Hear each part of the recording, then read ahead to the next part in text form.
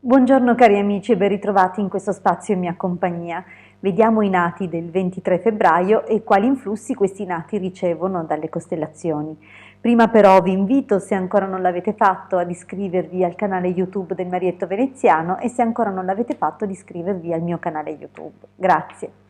Dunque questi nati aprono il loro viaggio della Luna con la costellazione Gemelli, dunque la loro stella capo sarà la costellazione principale per loro e che li influirà per tutta la durata della loro vita. A sostenere questa costellazione vi è la presenza della costellazione Pesci, quale governatore del mese di febbraio, alle cui spalle abbiamo Giove. Dunque ci troviamo Giove e Mercurio in combinata per questi nati. In seconda posizione, dunque la seconda costellazione visitata dalla Luna nell'ambito appunto del giorno 23 febbraio è la costellazione Scorpione. A caratterizzare ulteriormente questo quadrato di nascita, vale a dire l'elenco delle costellazioni visitate dalla Luna nell'arco del 23 febbraio, vi sono due doppi fluidi, oltre il doppio fluido della costellazione Gemelli. Cosa significa? La costellazione Gemelli, come ho appena detto, è stella capo, dunque è la prima costellazione visitata nella giornata, ma è presente due volte, il che significa che la Luna nel suo arco passerà attraverso quella costellazione anche una seconda volta e visiterà due volte in modo alternato Bilancia Cancro. Infatti, proprio in successione visiterà Bilancia Cancro. Dunque, questi sono indizi di un certo tipo, ovviamente non sto a entrare nel dettaglio di cosa significhino qua in questa sede, però tradotto questi influssi generano alcune predisposizioni per questi nati. Ma cominciamo dall'inizio. Il fatto che la stella capo sia un doppio fluido lascia intendere appunto che la fortuna di questi nati è inferiore rispetto ad altri nati la cui stella capo è presente una volta sola. Questo perché il carattere di rafforzativo o di rafforzamento che la costellazione apporta agli equilibri e agli influssi inviati ai nati del giorno è un accumulo, pertanto tutte le cose che si accumulano si peggiorano perché il loro peso si aggrava. Pertanto cosa significa? Che questi nati, a differenza appunto di chi ha già la costellazione Gemelli ma una volta sola, avranno sicuramente delle difficoltà in più. A peggiorare le cose c'è la posizione di Scorpione in secondo posto, cioè in seconda battuta, ed è la posizione di opposizione. Pertanto questi nati avranno veramente tanti ostacoli da superare e la loro fortuna si intende mediocre. Dunque non sguazzeranno nella ricchezza e avranno sicuramente molti aspetti deboli da rinforzare, a partire dal fisico. Il loro fisico infatti non è fortissimo, non è resistentissimo, ha sicuramente delle predisposizioni che sono individuabili proprio in questi doppi fluidi.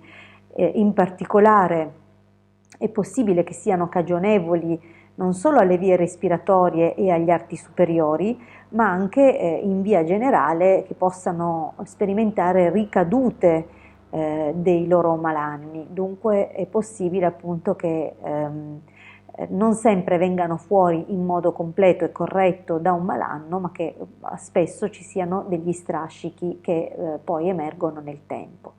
Un altro punto debole per questi nati è la zona dei reni. Anche in questo caso in effetti abbiamo delle difficoltà, alcune cose potranno essere di natura congenita o carattere ereditario, altre potranno essere situazioni che possono derivare probabilmente da compromissioni per cure errate o altre complicanze a seguito di malanni di altra natura. Dunque anche questo può essere un aspetto non positivissimo. Dulcis in fundus abbiamo certa debolezza anche dal punto di vista della testa, che può portare qualche problematica che richiede una certa cautela.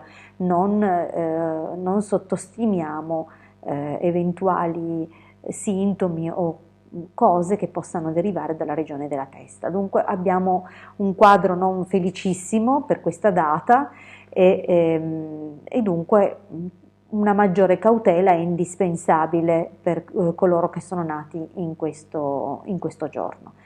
Vediamo però gli aspetti più positivi. Dunque è possibile che questi nati non avranno un grande entusiasmo, grande amore per lo studio, o che pur avendolo siano spesso ostacolati o da questioni di salute o da problematiche di natura familiare, e pertanto si orienteranno poi o perché perderanno interesse e decideranno di dedicarsi ai guadagni, o perché le problematiche che vivono sono tali da impedire loro di proseguire gli studi. Dunque è possibile che poi si dedichino a altre mansioni, altre attività, tra cui vediamo subito eventuali commercio al dettaglio.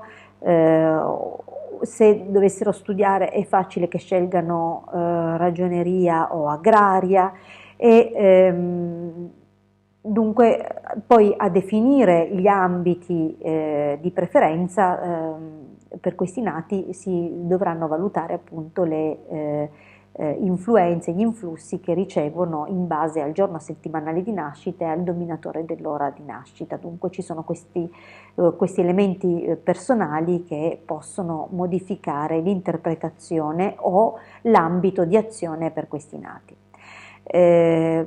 Per quanto riguarda le prove destiniche, abbiamo già visto che probabilmente dal punto di vista della salute dovranno occuparsi del loro benessere, ma per quanto riguarda le esperienze che possono andare a vivere, vediamo che è possibile che facciano lunghi viaggi durante i quali possono avere qualche disturbo di vario genere, di varia natura, dunque non prevedibili in anticipo in una sede appunto così generalizzata. Ad anni 4, 14, 24 e bla bla bla così via, perché il loro quadrato di nascita presenta 11 costellazioni e dunque il loro ciclo si considera di 10 anni, in quanto la prima costellazione poi influenza per tutta la durata della loro vita. Dunque i cicli sono di 10 anni, ogni 4, 14, 24, 34, 44 pericoli di caduta o incidente con ripercussioni alle gambe. Oppure, nel caso non dovesse verificarsi questa cosa, è possibile che abbiano problematiche o questioni di carattere legale, giudiziario, e che però questa cosa sia favorevole per loro, perché in tal caso rientrerebbero di un po' di denaro.